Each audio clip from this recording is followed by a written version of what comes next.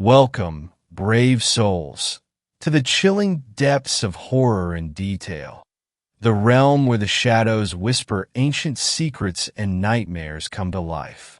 I am your guide through the darkness, and on this channel, we delve into the spine-chilling world of Wendigo horror stories that will send shivers down your spine.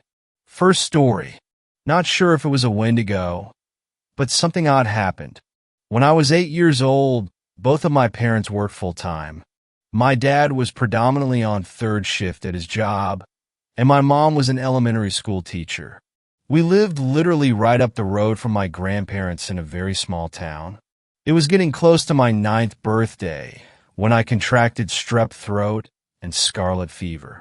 I was severely sick, could barely speak, had the first case of cold sweats that I remember in my life, and could barely pull myself out of bed to even use the restroom. I was absolutely miserable, and of course, being as young as I was, I didn't take the pain very well. My poor mother was at a loss of what to do with her working, and my dad needing to use daylight hours to sleep.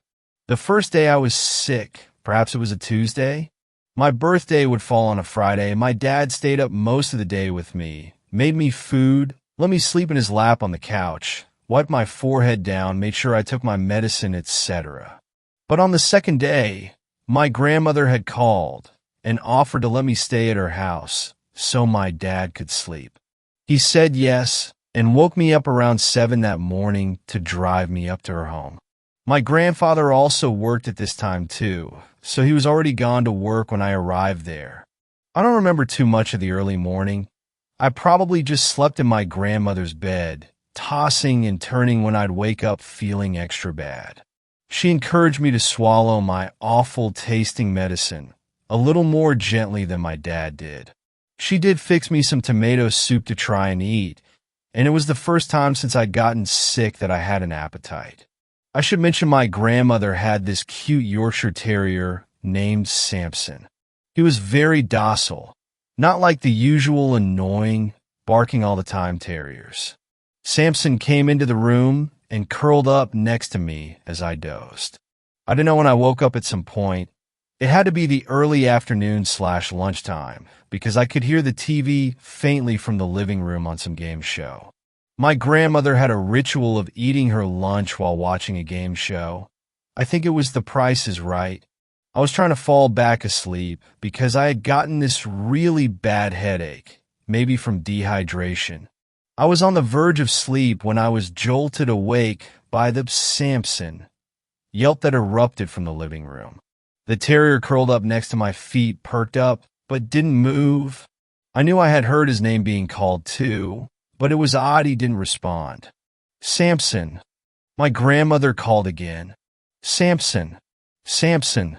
The dog still didn't run out of the room to her. I was confused, as he was so obedient to my grandmother.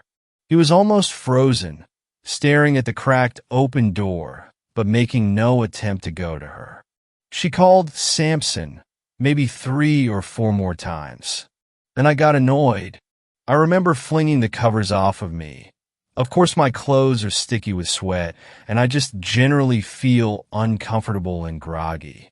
I stumble out of the room, wiping my eyes, asking Grandma, "Do you need Samson?" "He's in your room with me." I'm in the living room, and I have to do a double take. The TV is still on and blaring. There's a bowl of soup sitting on the coffee table and an open Pepsi next to it. But my grandmother isn't anywhere in the room. Maybe she's in the bathroom? I crossed the room and went past the kitchen, empty too. I got to the bathroom door, which was shut, and knocked. Nothing. I then opened it. No one was in there. The house is empty. It's not a huge house either. I've covered all of the rooms. So, yes, my first reaction was to get scared. I could clearly hear my grandmother calling for the dog, but she's not anywhere inside. I can feel my hands and feet get all tingly. I start shouting for my grandma, but my voice is just echoing through the small, cramped home. Samson had gotten up at this point and was sitting near the couch, looking completely undisturbed. I fumbled for the remote and turned the TV off and yelled, more like wheezed, to the top of my lungs, which you can imagine how painful this was with a scratchy, infected throat. Grandma's. The worst part happened next. I heard her shouting my name back, clear as ever, like she was standing only feet away. I start crying now, scared out of my mind. I feel like maybe it has to be a ghost. I grew up with scary ghost stories courtesy of my dad, and I'm convinced now I'm in the room with a ghost. And then she slash whatever this was, proceeded to call my name again. Then there was a second voice, definitely not my grandmother's. It was deeper, definitely more masculine, and absolutely terrifying as it shouted, "Come to the front door." I did not do that. Instead, I made sure to run back to my grandparents' bedroom, lock the door, and pick up the telephone on their nightstand. I called my own home phone, and my dad's sleepy voice answered. Through a barely comprehensible voice, I managed to croak something like, "Daddy, there's someone in the house, and I can't find Grandma. She's gone." My dad, of course, said he jumped out of bed, grabbed his Swiss Army knife he kept in a drawer next to the bed, and ran down the road to the house in his PJs and bare feet. He ran up to the front door, jiggled the handle, it was locked. So he made his way around, and since he knew the garage code, just punched it in and got inside. A quick sweep of the 3 rooms of the home showed no one was in there. It's not like there was really anywhere to hide. I ran out of the room once I was sure he was there and began bawling in his arms. He kept reassuring me there was no one here, and then asked if I didn't know where Grandma possibly was. I said I hadn't, and explained I'd woken up to her calling for Samson, but she hadn't been anywhere there. This was back when cell phones were definitely around, but there were no iPhones, and my grandparents certainly wouldn't have been buying them anyway.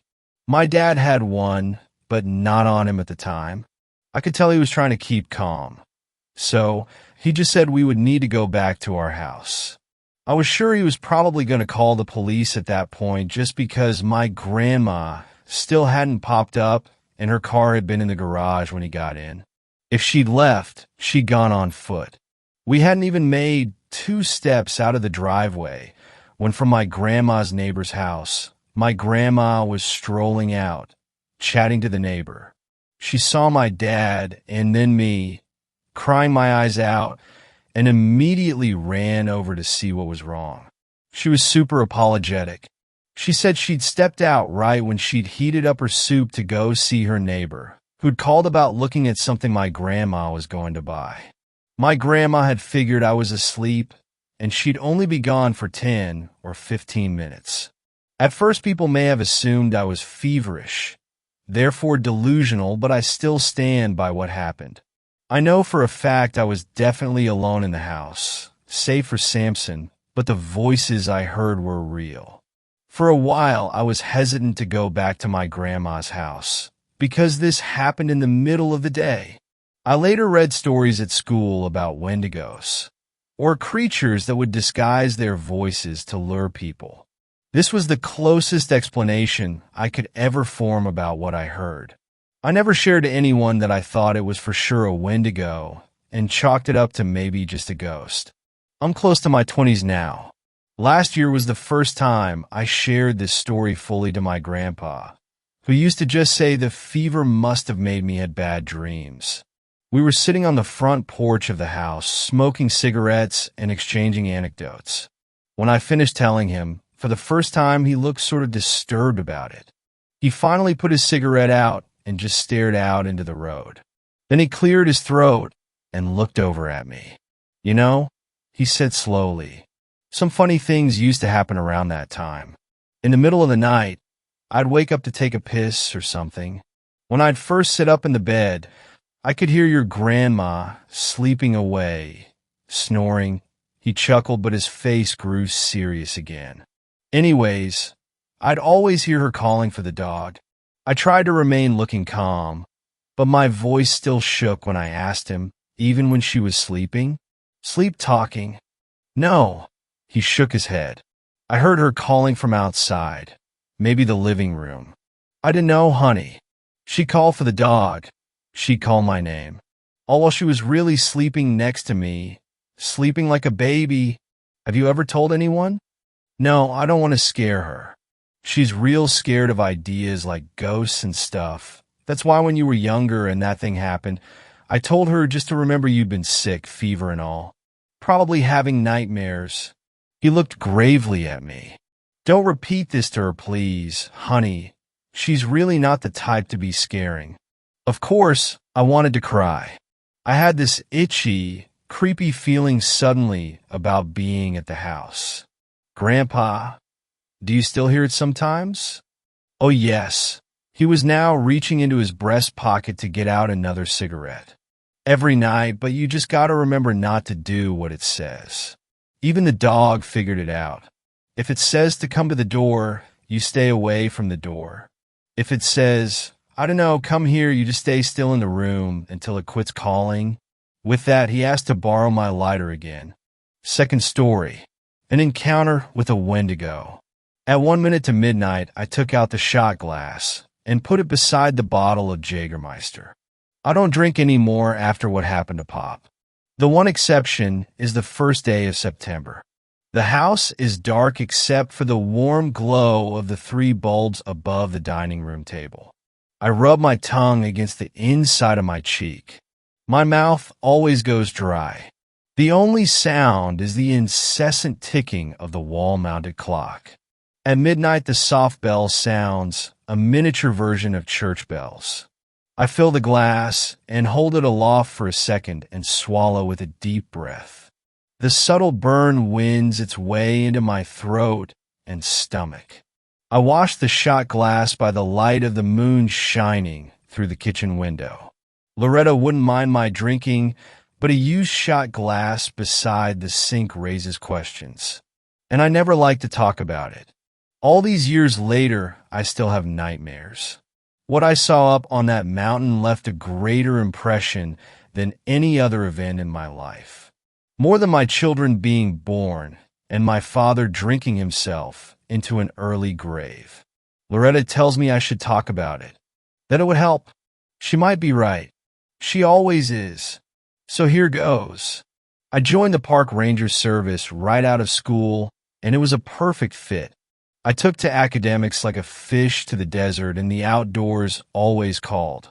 I passed my time in school daydreaming of the weekend and hiking or fly fishing with Pop. In the summer of '89, I was stationed in the Appalachians. Our jurisdiction encompassed trails leading all the way up the mountain. Up there, the spruce thin out, and clouds hang heavy even in fine weather at the base. I spent the summer clearing fallen branches from the walking trails after a couple of vicious storms over the winter. It was hack work reserved for the junior, but the truth of it was I didn't mind. The peak of the summer heat was spent and visitor numbers dropped as the weather began to turn. Persistent drizzle had kept me desk-bound for the morning, and we were about to get lunch when he burst through the door. He let out a moan and collapsed to the floor. Stanley leaned down and propped him in a seated position. Water dripped from his shoulder-length hair. His limbs hung limp by his side. I handed Stanley a cup of water. Stanley used his index finger to push down his chin. When the water hit his tongue, the man tensed and his eyelids flicked open. He flailed his limbs and knocked the glass from Stanley's hand. The glass shattered on the floor, but the man paid it no mind. "It is out there," he said. "What is—" The man half-turned and gripped Stanley's shirt and made balls with his fists. He repeated himself, pausing after each word. "It is out there." He started to sob. He released his grip on Stanley and buried his face in his hands. We lifted him onto a chair, and he pressed his face against the table and bawled. I grabbed the rucksack he had dropped to the floor. On the bottom right was a name tag behind a plastic sleeve. Lenny Porter from San Diego. There was a number at the bottom. "I'll make the call," Stanley said. When Stanley returned, Lenny was sat up, staring blankly at the wall with red eyes. His face was gaunt, like he hadn't eaten in a week. Stanley closed the door. "I spoke to your father." Lenny didn't acknowledge the words. He sat motionless and unblinking. Stanley shuffled across to where I was sitting and pressed his palms on the table. Lenny left San Diego 2 weeks ago with a couple of friends. They planned to spend a month hiking the trail north. The father gave me 2 names, Freddie and Sabrina. When he heard their names, Lenny leaned over and picked up his backpack. He rummaged frantically until he pulled out a stack of Polaroids. He flicked through the photographs and then slapped one on the table. Stanley and I leaned over. Flanking a fitter and healthier Lenny were what must have been Freddie, tall and wearing a baseball cap, and Sabrina, shorter and wearing a bright yellow top with an almost fluorescent blue belt pulling the fabric tied around her waist. Lenny fingered the photo and tears welled in his eyes. What happened to them? He sobbed and shook his head. He opened his mouth to speak, but no words came out. Stanley took a map down from the wall and pushed it in front of Lenny. "We are here. Where did you last see them?" Lenny blinked away tears and concentrated. He squinted at the map and pressed his index finger down and tapped it. Stanley took a pencil from his breast pocket and marked the map with a cross. "I'll notify the police. Get the truck ready to go." During training, they told us about search and rescue operations. The Rangers are the first responders. It was part of the job. Twisted ankles and wandering off the trail and getting lost are not uncommon, and no reason to get the police involved. But this felt different. I secured the gear in the truck, and Stanley appeared, flanked by a police officer in his early 30s. Harry is hitching a ride. His partner will take care of Lenny. We drove up the trail for about 15 minutes with the truck until it grew too narrow and treacherous. We split up the gear between us and set out on foot. Our destination was high up the mountain and far away from the trails. It was almost as if the trails deliberately avoided the area. We hacked our way through the thick forest. How they ended up all the way out here? Stanley checked his watch constantly as we climbed. He wanted to get there before dark. I figured we would be lucky if we did. Stanley and Harry talked like old friends, asking about each other's wives and children. The park rangers are in effect an extension of law enforcement. It made sense to be friendly with the police, and living in a small mountain town made it almost inevitable. I like that. As the sun dipped below the horizon, Stanley checked the map. "Almost there. Get your torches." "All right." Harry reached into his backpack and pulled out a flashlight. I did the same. "Do you know what's up this way?" Stanley said. I shook my head. "Somewhere up here is an old cabin. Hunters used it as a base back when you could still hunt up this way. The cross our friend Lenny put on the map is just about on top of it. Let's see if we can get there before there's no light left." We didn't make it by dark. Twilight gave to night with little warning. Soon we were relying on the light from our torches. Being on a trail in the sunshine lends a sense of security up here, even when you are alone. Now, surrounded by black and with the trail long behind us, an uneasiness grew in my stomach for the first time. Stanley paused and swept his torch. He muttered something under his breath. Harry took a few steps to the right, lowering his head and squinting. "There it is," he said. At the farthest reaches of Harry's torchlight, the cabin emerged from the woods. Stanley tapped Harry on the shoulder. "My eyes aren't what they used to be." The cabin should have been a source of comfort, but it only added to my unease. The roof was half caved in, and trees encroached on all sides, gnarled branches reaching out like fingers. The structure looked like it belonged more to the forest than to man. The only door hung askew on warped and rusted hinges. 2 windows had long ago lost their glass. Stanley shouldered open the door with a grunt. Leaves and branches covered the floor, blown in through the open windows and roof. We dumped the gear inside. Stanley took out a lantern and tied it to a horizontal branch a few paces from the front door. He flicked it on, and the light shone bright. If there was anyone lost nearby, they could not fail to see it. We split up and entered the forest, guided by our torches. Stanley instructed us to go no further than the reach of the lantern. It was our lighthouse on the horizon. The wind blew in fresh from the north. I buttoned up my jacket against the cold. The beam from the torch was strong, but aside from the narrow cone of light, the forest was a deep and full dark. Stanley and Harry called out the names of the two missing, Freddie and Sabrina. I did the same. Every few steps I stopped and listened. The forest was alive with the scurrying of animals and insects going about their business, and the constant rustling of the wind through the leaves. It was hopeless. This was needle in the haystack stuff. Freddie or Sabrina could be unconscious on the ground a few feet to my left, and I would never see them. We should camp and wait for first light. Harry's voice cut through the night, louder and with urgency.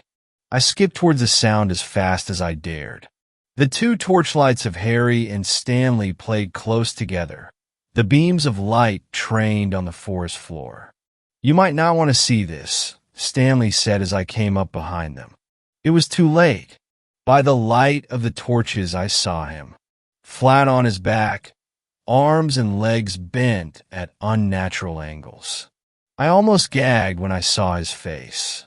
The left side caved in, a red, bloody mess fragmented with the white of the skull. The right side was intact, one green eye staring up, wide and unblinking. The remainder of the face had an almost serene expression. It was not the look of fear that you would expect from someone about to have half their face crushed. No skin remained below the neck, the contents of his torso picked so clean I could see his full spine. "What did that?" I stammered. I didn't get an answer. Stanley fished the Polaroid from his pocket and studied it under the torchlight. He handed it to Harry. "It's him. It's Freddie." Harry jumped and swung his torch out into the woods. "I swear I heard someone talking out there," Harry said. "We've been calling out their names too." "No, it wasn't that. It sounded like whispering. It's the wind through the trees." Harry didn't look convinced. He called out the name of Sabrina and listened. Only the sounds of the forest. Stanley shushed him. "There's nothing we can do for the boy now. Let's get back to the cabin and radio down the news." Stanley took a few quick steps towards the cabin and motioned for us to follow. He seemed agitated. I didn't blame him. I followed on his heels. Harry lingered, searching the woods with his torch until he too fell in behind. The inside of the cabin felt like a sanctuary. Out of the wind and removed from the mangled corpse of Freddie, my mind processed the sight. I had gutted my fair share of fish, but this was different. I put my hand to my stomach and swallowed hard. I was overcome with a compulsion to repeat my unanswered question. What could have done that? Before I could, Harry gave us some more bad news. There was no response on the radio, only static. It wasn't surprising. The cabin sat in a depression between the peak we crested on our way in and the taller peak beyond. "We have to go back," I said. Harry shook his head. "Not in the dark, and not when there's someone still out there. We don't know if that girl is dead or alive," Stanley said. "I heard her." "You heard a whisper is what you said. And if she was there, she would have come to the light. She'll come to the lantern, and we'll wait for her." Harry threw out his arms in protest. Stanley sighed. "If she's dead, then we'll find her in the light of morning. If she's alive and nearby enough to whisper in our ears, then she'll come to us." Two rectangles of light shone through the open windows from the lantern outside, but the front room of the cabin still had dark, shadowy corners. Stanley took a second lantern and tied it to an old light fixture hanging from the ceiling. The room lit up as if under sunlight, but a cold light that gave the room a bare and unwelcome feel. I busied myself clearing a space on the floor beside the black pot-belly stove at the rear of the room. Stanley and Harry stood as statues, staring up at the wall behind me. I turned. Etched in black soot onto the blank wall was some kind of monster, long-limbed and with an elongated skull. It stared back at us through white blobs left clear of black. I took a step back and almost stumbled. "What is that?" I didn't need an answer. You don't live and work up in the mountains here without hearing the stories. Stories told dismissively by daylight, like you would talk about the monsters you imagined hiding in your closet as a kid.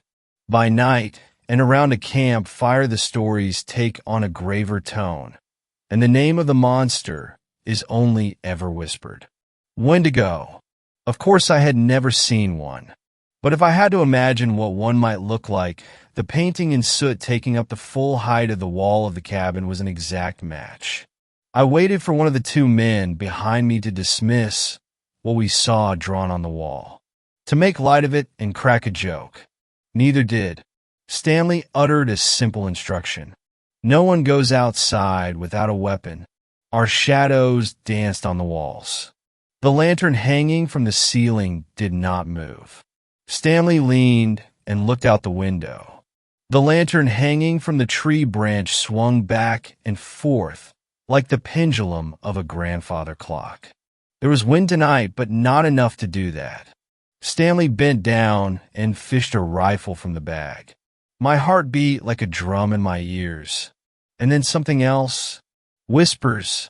What sounded like the whispers of a girl, entreating us, inviting us out into the darkness of the forest.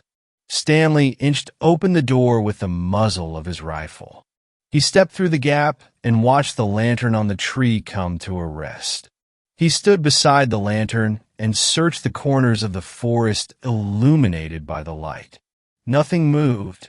Harry unclipped the leather strap on his belt and drew a pistol and went to the doorway.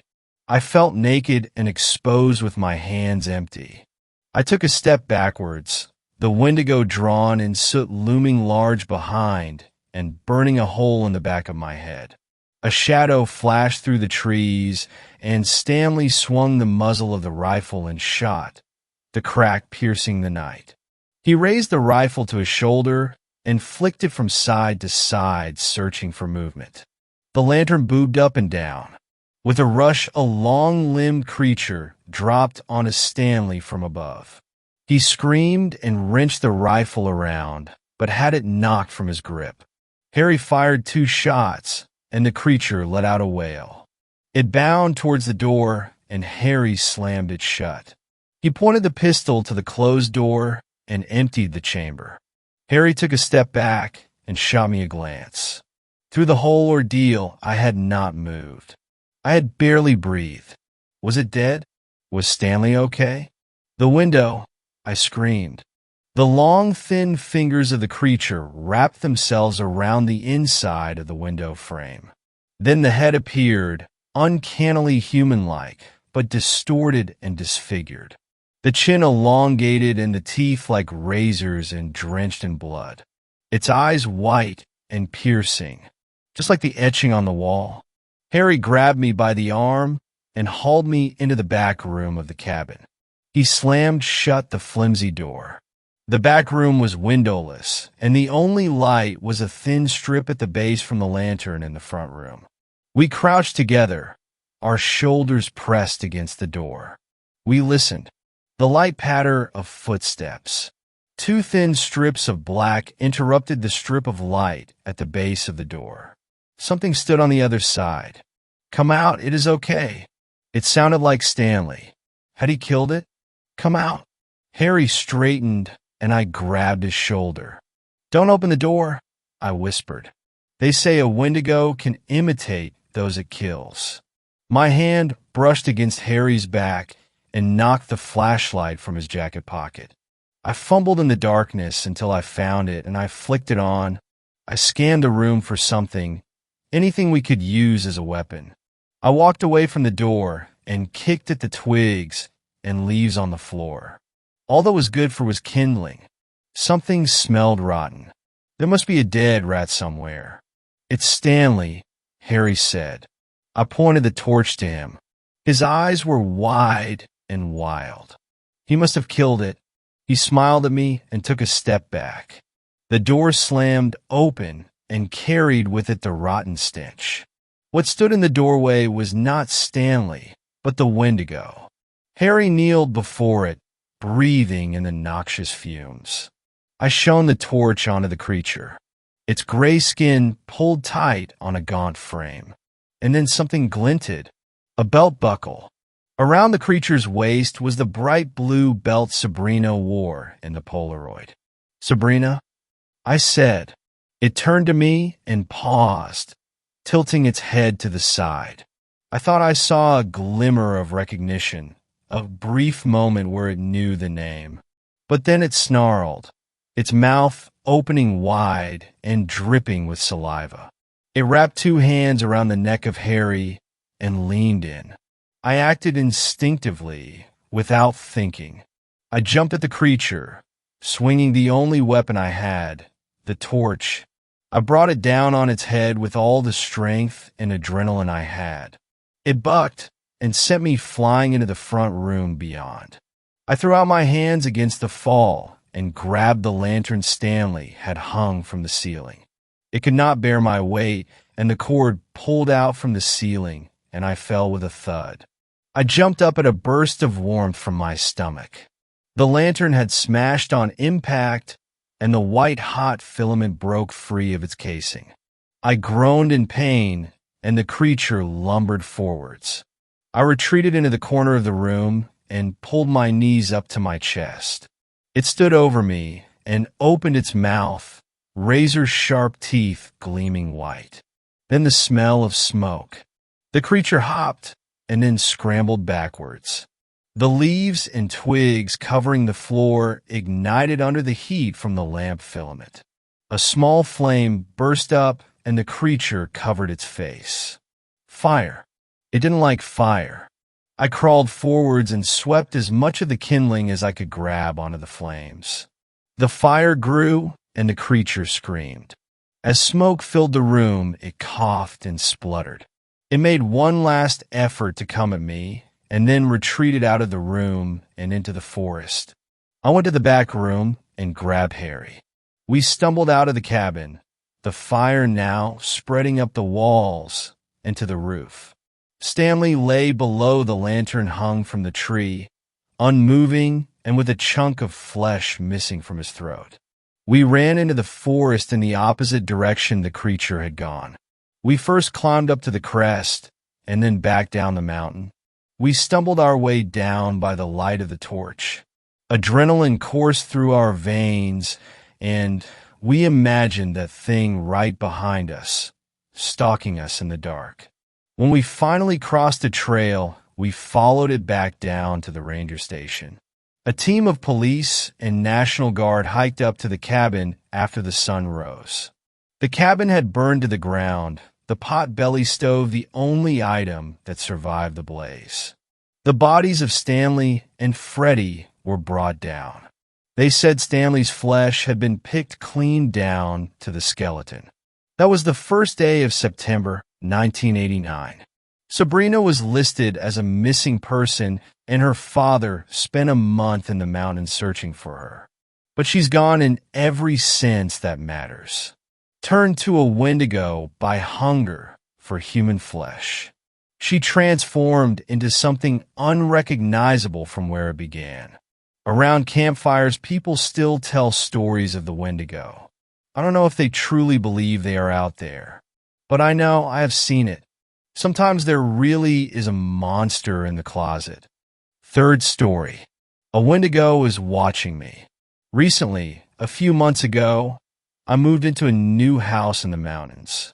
It's almost always cold, and I'm surrounded by woods, but I like it as it's easier to do my job in isolation with little distractions. I sell paintings and am paid a small monthly check to write poems for a magazine that is both online and physical. The new surroundings have given me all sorts of inspiration, both for writing and painting. The strange occurrences started about a week into me living here. More and more frequently, I'd find dead animals nearby. Not really gored or anything, just dead. Rabbits, birds, and the occasional fox. It freaked me out, but I just assumed a predator of sorts was showing off because they felt threatened by me. I decided to always carry around a gun and a taser, just to be safe. I also decided to call an expert of the mountains and asked him to visit. When he came, he seemed worried.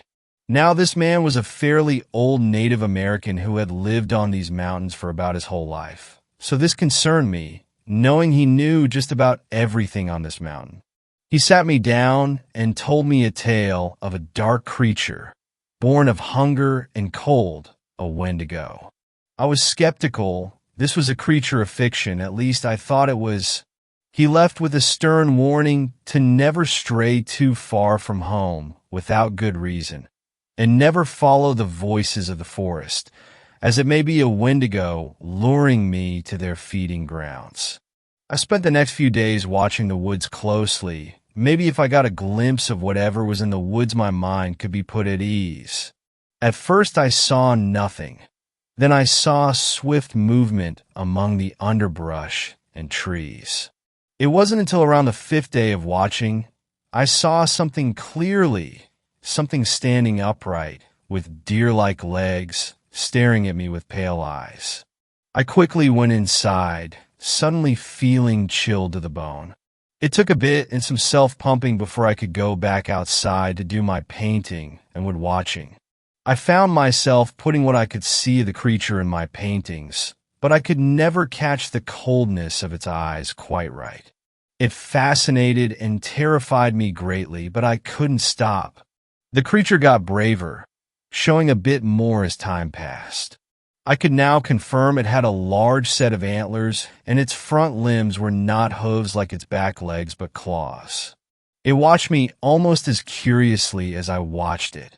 I knew then that it was likely a Wendigo, one that decided to watch me, although I didn't dare attempt to approach it, knowing its curious nature might be as deceiving as a wolf's smile. Although I never verbally called it this name, I subconsciously named it Branch. It seemed suiting. He started, or I think it was him, pushing over items on my porch like empty paint pots and small decorations, going back to the tree line by the time I come outside. It didn't really bother me as nothing got damaged. Kind of reminded me of a cat, actually. I began speaking to it, not expecting responses. While I painted, I would just ramble out loud, knowing he was just at the trees. I don't know if he listened, but I think he did, as his ears would face towards me the whole time. Those long, slightly disproportionate ears. One day he appeared with scars, a few still bleeding. This concerned me, but I couldn't get close to him. He was an injured animal and would even more likely attack me if I got close. After a few days, they healed to pale marks on his skin. This happened a few times, but I learned to ignore it. This routine went on for a good while. I watched him. He watched me, but we kept our distance, but that changed yesterday. He approached me, and I didn't even notice till I saw his shadow.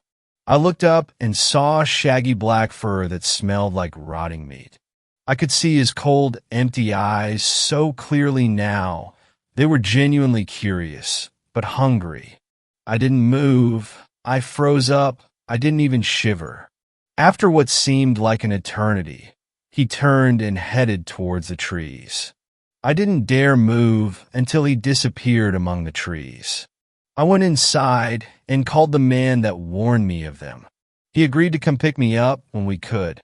I'm waiting for the man to get here. Branch is staring at me through the window. Excuse me for the wait. I couldn't find much time to write after I posted. A few hours after the man pulled in the front, which, unlucky for me, was where Branch was. I got the meat chop I had pulled out earlier and stepped outside. Branch was staring through the window. When he turned to look at me, I made sure to look at his chest fur rather than his eyes, soulless cold eyes. I threw the meat. He ignored it, didn't even twitch. I started to slowly move towards the man's truck, Branch's eyes tracking me. As I moved off the porch, he started to follow me, his hooves making heavy footfall on the wood. His eyes never left me. As I slowly made my way to the car, he slowly followed, staying 3 feet away, no more no less. When I finally made it in, he was still staring with those cold, empty eyes. The man slowly pulled out and started down the long mountain trail. He started muttering about how I shouldn't have let it get this far, as well as other colorful words and terms. Right now I'm at his cottage at the base of the mountain. I'm still shaken, and I don't know if I want to risk going back.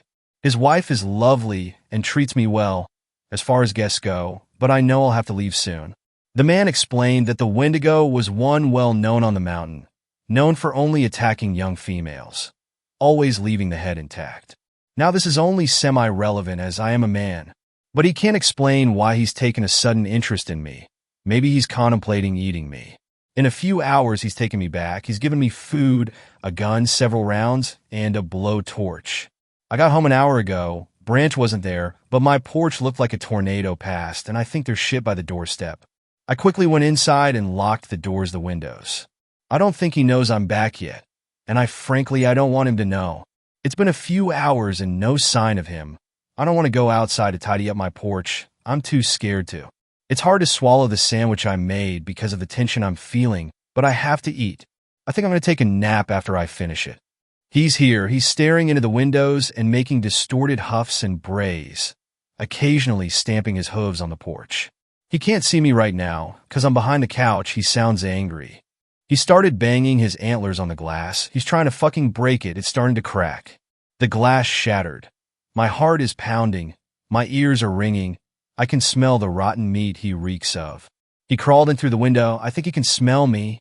He started knocking over random things, but I'm frozen. I can't bring myself to peek. I might try to make a run for it, or I'll have to wait it out. He just went down the hall. I'm going to go out the front and run. I don't know how far I ran, but the sun went down by the time I stopped, and the temp is definitely below freezing. Luckily, I was already wearing a heavy coat, and I found a small overhang. We'll rest. Hopefully, he doesn't find me. I woke up, but it's still dark out. It's only 12. I slept 3 hours. I'm shivering like crazy, but the overhang helps a little, blocking the wind. The forest seems still. Nothing is stirring. Not even the owls are hooting. I'm going to go back to sleep. Hopefully it's light out when I wake up this time. I woke up an hour or so ago and started walking towards the base of the mountain. My limbs feel numb, but the movement has helped. The forest is still eerily quiet, and I keep finding blood puddles and tufts of fur. I think Branch threw a massive tantrum. I need to find a house with people in it, safety in numbers. I didn't bring the gun, I know, I'm stupid, but I just wanted away from him. I started running again. I heard what sounded like hooves, and I swear I smelled rotting flesh again. If he catches me on his turf, I'm honestly fair game to kill, even if I'm not his preferred food. I found a field of corpses, deer, bears, rabbits, wolves, birds. Dead animals everywhere. I quickly went around it, holding my breath, trying not to puke. I guess that's why the forest was so quiet.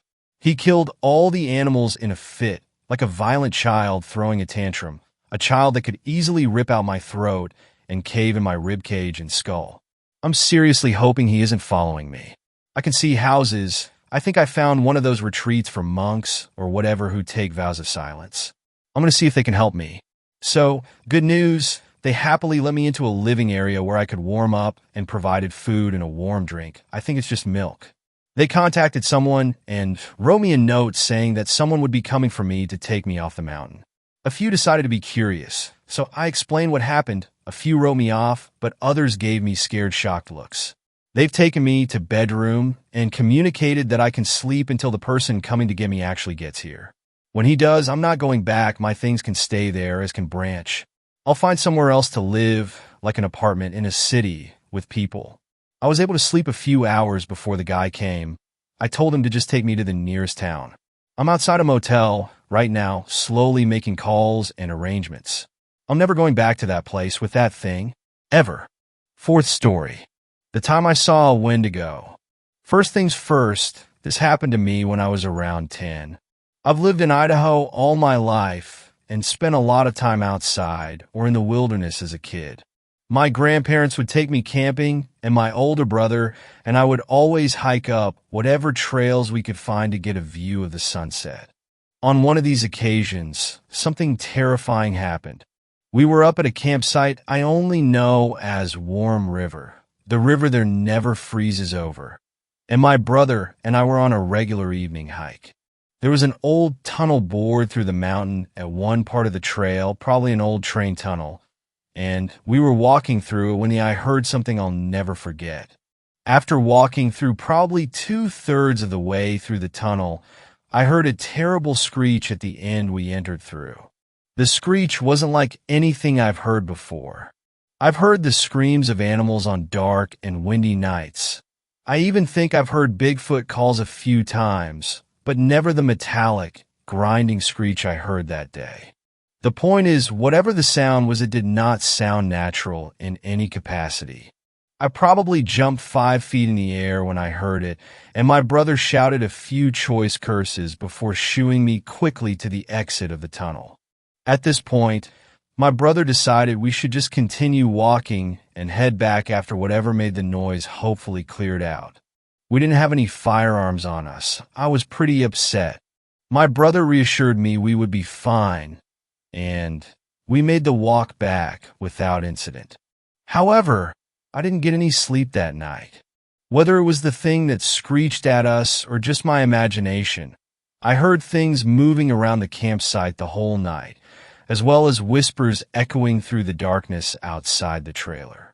I woke my brother up a few times to check out what it was, but he refused each time, telling me that it was probably just other campers staying up late and enjoying themselves. The rest of the trip was pretty normal. We packed up the following day, and my life continued as normal. I was disconcerted, but chalked what happened up as a harmless event that I must have been exaggerating in retrospect. A few weeks later, I went up to Pine Basin, an old ski lodge my family rented each year for family reunions. Here I would mess around with my cousins, our favorite activities being night games. We would play hide and seek, a game called Ghosts in the Graveyard, and other games like that. On one instance, I was chosen to be the seeker for a hide and seek game. Because I was one of the younger cousins, I got a flashlight as an advantage. Normally, all the younger cousins hid close to the lodge, and the older cousins hid in the nearby trees or at the base of the nearby mountain. As I was searching near the bottom of the mountain, I heard a familiar whistle up the mountain a bit. We would always whistle as a hint at our locations. It sounded like someone was hiding way up near a tree known as the underwear tree. You can guess why. So I began trekking up toward the whistle. As I climbed closer, I got an uneasy feeling in my stomach. I continued on wearily and convinced myself that I would be fine. I hated walking in the night alone, but figured whoever I find would walk me back to the lodge. As I neared the tree, I noticed that it was deathly silent. This alerted me that something was very wrong, because you could always hear the adults having fun back at the lodge. I was anxious to hurry back, so I called out, "I found you, Scott." I thought the whistle was my older cousin's. "Come back down with me." I got no reply, but I wasn't planning on waiting. As I began walking back down the path, I heard a voice call, "You almost had me," so I ran back up to investigate. I flashed my light in the branches of the tree and saw a monstrosity that was not my cousin. It looked like a poorly drawn stick figure made into a human with its emaciated figure and lifeless eyes. I remember its face looked like the skin on its head was being pulled from behind. It had torn and stretched features. As soon as I saw the creature, I screamed, dropped the flashlight, and ran back to the lodge. The entire time I ran, I was overcome by an overpowering smell, and I could hear the thing running after me. As I approached the camp, I saw a few people, my cousins, at the bottom of the mountain waiting for me. I was crying and shaking, and they took me inside. I told my dad what happened, but my cousins all said they didn't see anything following me. The adults kept us inside for the night, and I kept hearing sounds drifting in from the mountains. I never played night games after that happened, and was always terrified that my cousins wouldn't listen to my warnings. Ever since that night, I have always felt uneasy up in those mountains. I used to be really religious and figured it was a demon of some kind trying to kill me or something like that, but those mountains have never felt the same after that incident. A few years ago, the game, Until Dawn, became really popular, and I watched a walkthrough of it on YouTube. When the Wendigo first appeared in game, I got chills down my spine. It was exactly what I saw, and I did a ton of research on them. I figure someone must have gotten snowed in at that old lodge and resorted to cannibalism, but that doesn't explain what happened at Warm River. I still hear that screech from time to time. It never occurred to me until watching Until Dawn that they might be from the same thing, and it scares the hell out of me every time. I heard it earlier tonight, and that's why I decided to finally write my story down. Fifth story. My father's cabin in the woods burned down. We found something strange in the ruins. So my father used to own a cabin. In fact, he used to own a lot of different properties, which I suppose is just a roundabout way of saying that we grew up with money. Where things get a bit complicated is how he actually made that money. The line that he constantly fed us was that he was an accountant running his own firm in an office in the city.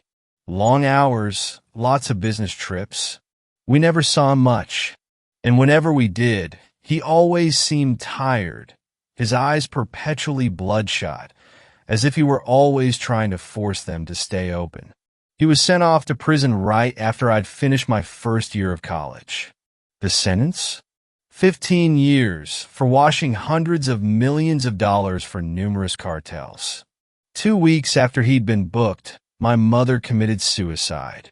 As it turns out, she'd been helping him out through the entire thing and was facing some time herself. I guess she didn't want to deal with all that and took the drastic way out. A few months later, the government had seized pretty much all his property. All of it except for that cabin in the woods.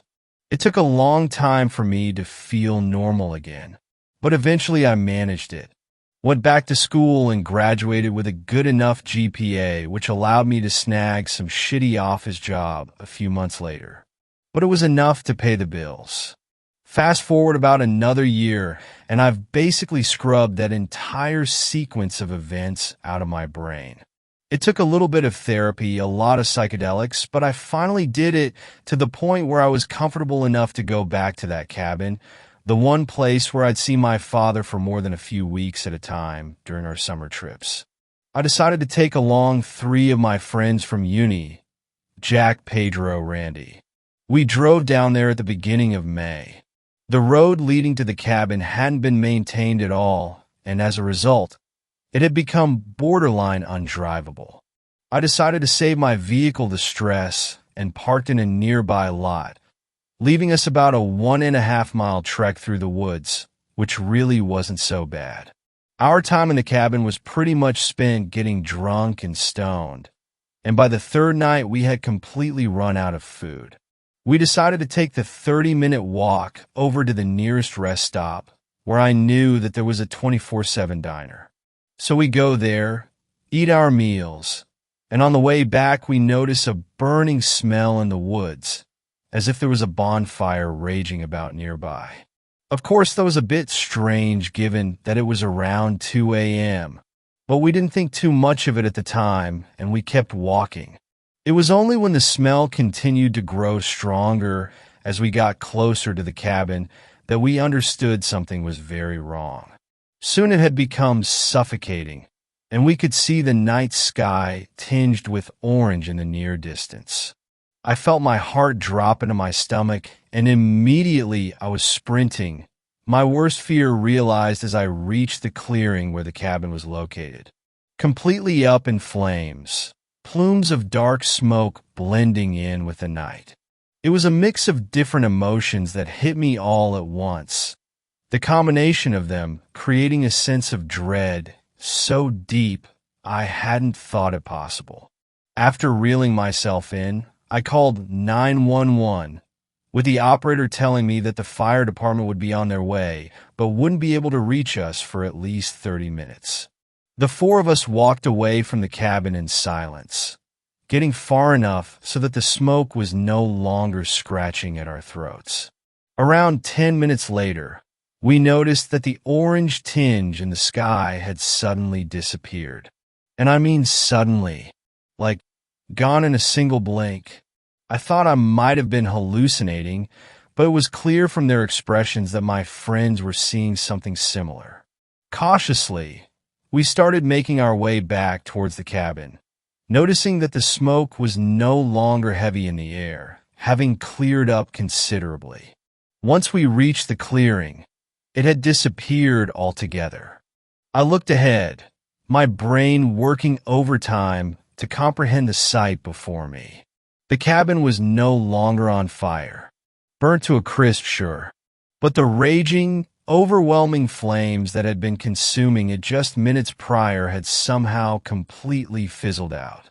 The four of us looked between each other, as if to confirm we were all still seeing the same thing.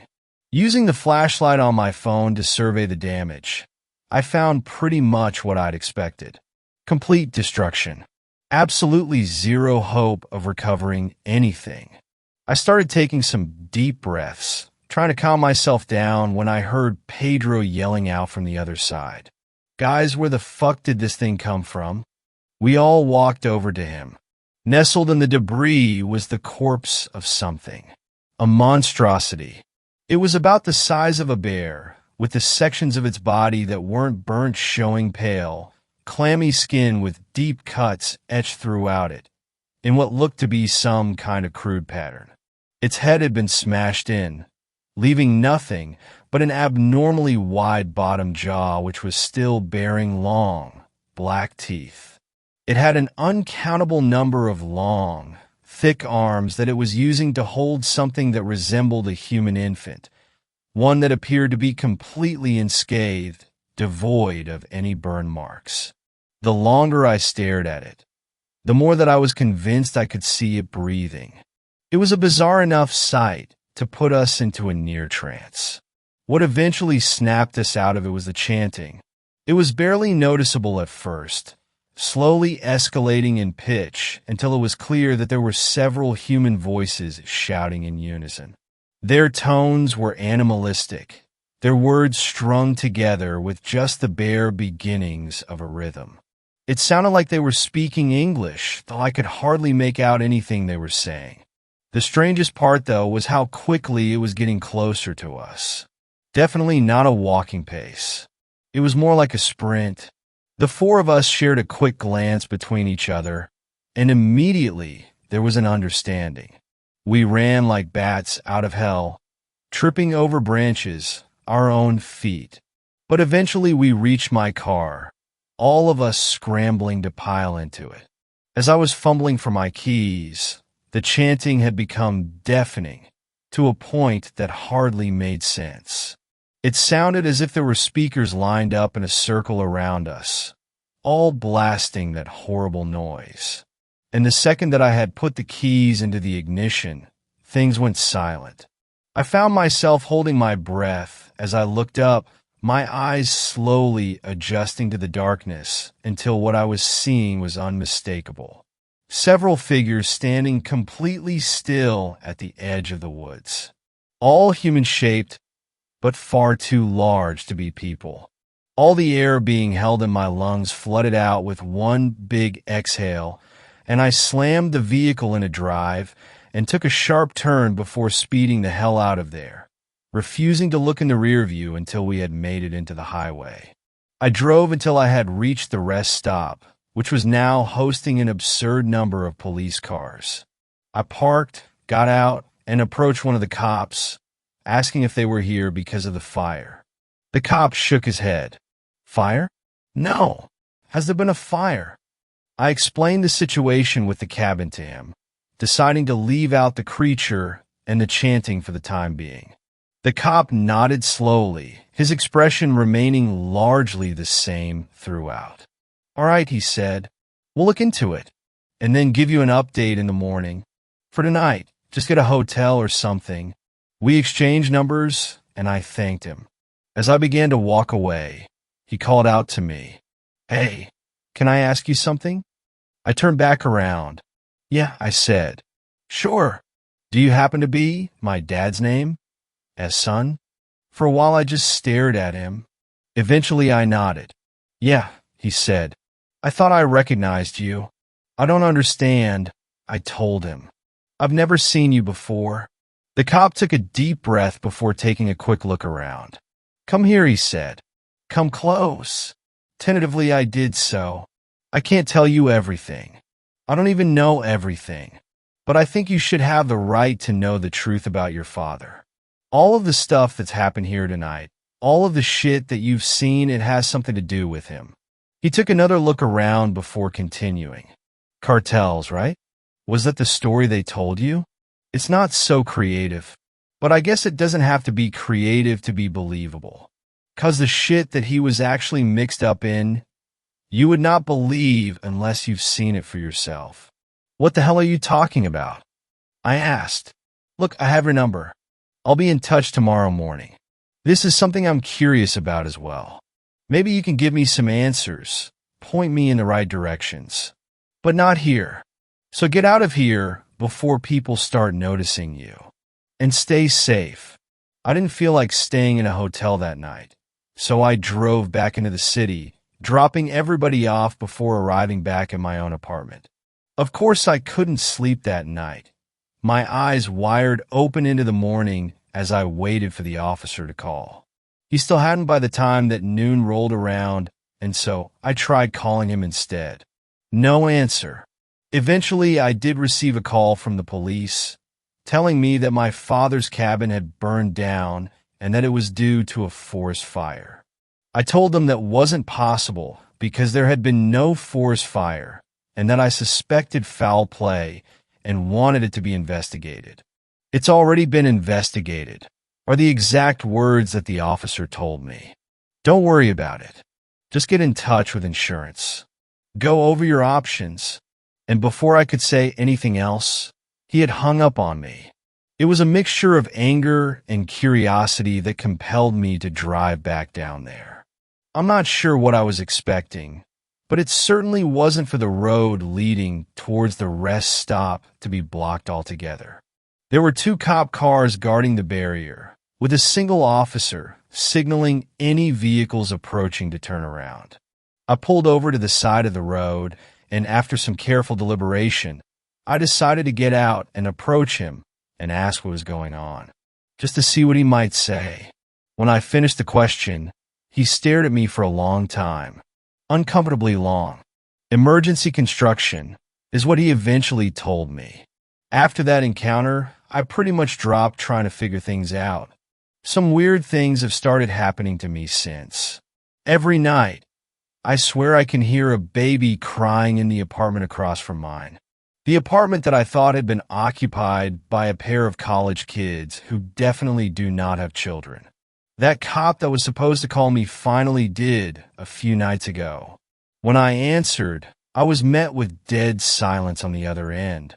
Nearly 30 seconds of it until the line clicked dead.